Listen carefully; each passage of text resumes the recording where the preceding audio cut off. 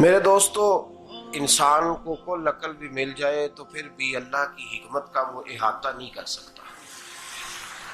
رب کریم کو زیادہ پتہ ہے کہ ہمارے لیے کون سی چیز بہتر ہے اور کون سی چیز ہمارے لیے نقصان کا باعث ہے۔ اللہ تبارک و تعالی کی حکمت یہ چاہتی ہے کہ میرے بندے پریشان نہ ہوں۔ رب یہ چاہتا ہے کہ میرے بندے کسی جگہ پہ بھی دقت اور پریشانی کا شکار نہ ہو، تو اللہ تبارک و تعالی نے راہ اعتدال اختیار کرنے کا حکم ارشاد فرمایا کہ تم اعتدال کے رستوں پہ چلو، معتدل زندگی گزارو، افراط و تفریط سے بچو۔ آج جس معاشرے میں ہم وقت گزار رہے ہیں، اس معاشرے میں ہم اس بات کو سمجھنے سے قاصر ہیں کہ اصل ہمارا مسئلہ کیا ہے۔ ہمارا اصل جو مسئلہ ہے اس کی شناخت ہمیں کیسے ہوگی اور ہم پھر اس تک رسائی کس انداز میں حاصل کر پائیں۔ ہم ہمیشہ اپنی آمدن بڑھانے کے چکر میں رہتے ہیں، ایک کام اور شروع کر لیں، پارٹ ٹائم جاب شروع کر لیں، کوئی سائیڈ بزنس اس کا آغاز کر لیں۔ ہماری جو دوڑ لگی ہوئی ہے وہ لگی ہے کام بڑھانے میں، آمدن بڑھانے میں، حالانکہ اسلام ہمیں یہ کہتا ہے کہ تو آمدن بڑھانے کے چکر میں نہ پڑ، اصل بات یہ ہے کہ تو اپنے خرچے کنٹرول کر۔ تنگ انسان وہ نہیں ہوتا جس کی آمدن تھوڑی ہوتی ہے، یہ توجہ کیجیے گا میری بات، یہ قیمتی بات ہے اور گفتگو ساری کا لب لباب ہے۔ تنگ بندہ وہ نہیں ہوتا جس کی آمدن تھوڑی ہوتی ہے، اصل پریشان وہ ہوتا ہے جس کے خرچے زیادہ ہوتے ہیں۔ اور ہمارا جو روزمرہ کا نقصان ہو رہا ہے نا، وہ آمدن کے معاملات میں نہیں ہو رہا۔ بنیادی نقص جو واقعہ ہو رہا ہے وہ یہ ہے کہ ہمارے اخراجات زیادہ ہیں، اور وہ اخراجات کسی اور نے نہیں بڑھائے، وہ خرچے ہم نے خود بڑھا لیے ہیں اور اب ہمیں اس کا نقصان بھگتنا پڑ رہا ہے۔ اور اگر آپ صحیح معنوں میں ٹٹولیں تو جو بہت امیر لوگ ہیں وہ تو ان خرچوں سے بچ گئے۔ میں نے بہت سارے ایسے ختمات میں شرکت کی ہے، میں بہت ساری ایسی جگہوں پہ گیا ہوں کہ جہاں لوگوں نے بڑا مختصر سا ختم دلایا ہے تو ہو گیا ہے ختم۔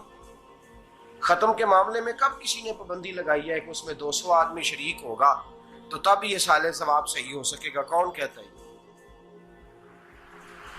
یا شادی کے موقع پر اگر سارے بہن بھائیوں کو نہ بلایا گیا تو میری شادی پایہ تکمیل تک نہیں پہنچے گی، اس میں برکت نہیں ہوگی، یہ کس نے فتویٰ دیا ہے؟ معتدل زندگی کا اسلام حکم دیتا ہے۔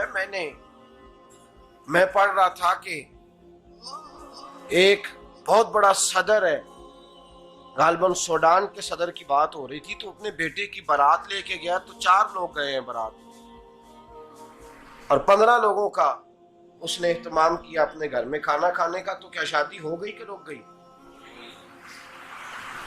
تو بھائی راگ الاپنا اس بات کا کہ بڑی پریشانی ہے، کوئی سائیڈ بزنس شروع کیا جائے فلان جگہ فلان جگہ فلان جگہ، تو اصل معاملہ یہ ہے کہ پہلے ایک بندہ کماتا ہے تو پھر بھی گھر ہی چلتا ہے، پھر بڑا بیٹا ساتھ شامل ہوتا ہے تو پھر بھی گھر ہی چلتا ہے، پھر منجلا بیٹا شامل ہوتا ہے تو پھر بھی گھر ہی چلتا ہے۔ جو رونا دادا جی رویا کرتے تھے کہ بڑی مصیبت ہے، بڑی مشکل ہے، گاؤں میں رہ اکیلے ہوتے تھے اور وہ 5 بچوں کو اور 4 بچیوں کو وہ پالتے تھے، تو جو وہاں پریشانی تھی وہی آج پریشانی شہر میں آ کر پڑھ لکھ کر موٹی تنخواہ لے کر وہی پریشانی ہمیں ہے۔ تو میں جس نتیجے پہ پہنچا ہوں اس کو پڑھ کے، قرآن مجید کی چند آیات کو دیکھ کر اور اس مفہوم کی جو حدیثیں کتب احادیث میں پائی جاتی ہیں اور ہمارے بزرگوں نے ہمیں جو مزاج اس حوالے سے دیا ہے، میں اس نتیجے پہ پہنچا ہوں کہ مسئلہ آمدن کا نہیں، مسئلہ خرچے کا ہے۔ ہمارے خرچے بنیادی طور پر زیادہ، اور اگر پھر ہم زیادہ بوجھ خواتین پہ ڈالتے ہیں کہ وہ مطالبے زیادہ کرتی ہیں، اور اگر آپ مجھ سے پوچھیں تو خواتین کی بھی اگر کسی جگہ کوئی عادت خراب ہوتی ہے تو اس میں اصل کردار اس کا ہوتا ہے جو وہ عادت خراب تو کیوں اپنے گلے سے اتار کے آپ کسی کے گلے میں بات ڈالنے کے چکر میں ہیں؟ وہ خواتین کی طبیعت نہیں ایسی ہے. اصل بات یہ ہے کہ ہم نے عادت ڈالی ہے، ہم نے یہ مزاج ان کو دیا ہے تو ان کا بنا ہے، نہ کیسے بن سکتا. تو اعتدال جب تک زندگی میں نہیں ہوتا، پانی پیاس بجھاتا ہے لیکن ایک گلاس ہی ہو تو پیاس بجھاتا ہے، بالٹی کو منہ کو لگائے گا تو کپڑے بھگو دے گا اس کے. حالانکہ پانی بری چیز کا نام نعمت ہے نا بہت بڑی اللہ کی، لیکن پیالے میں ہی اچھا لگتا ہے. کوئی مٹکا منہ کو لگائے گا تو تانگ ہوگا، پیالہ ہی بہتر ہے اس کے لیے. تو میرے دوست، مٹکے سے بھی بعض اوقات کام چل جاتا ہے، لیکن اگر کوئی کہے نہیں مجھے دریا ہی چاہیے تو اس کا تو گھر بہ جائے گا، سارا گھر بہ جائے گا اس کا. ہمیں دریا قابو کرنے کا موڈ بنایا ہوا ہے تو اس سے گھر بہا کرتے ہیں، اس سے گھر بنا نہیں کرتے. گھر پیالے سے پانی پینے سے بنتا ہے. اگر تو دریا پہ قبضہ کرنے کا موڈ بنائے گا تو گھر بنے گا نہیں، گھر بہ جائے گا. آگ نہ ہو تو کھانا پک نہیں سکتا، لیکن ہلکی آنچ سے کھانا پکتا ہے.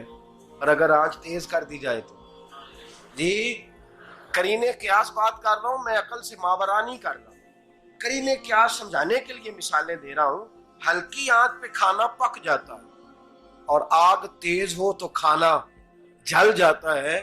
تو کھانا اتنی دیر کھانے کے قابل رہتا ہے جب تک وہ ہلکی آنچ پہ پکتا ہے. تو جتنی مرضی تو کہتا ہے نہیں میرا گزارے نہیں، آگ تیز ہونی چاہیے، تو میاں جل جائے گا، جل جائے گا. ہوا نہ ملے تو سانس نہیں آتی، ٹھیک ہے؟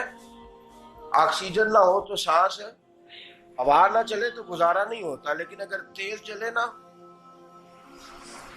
اگر تیز جلے تو تیز چلے تو آندھی اور طوفان بن جائے تو چھتیں گرا دیتی ہے، جانیں لے لیتی ہے.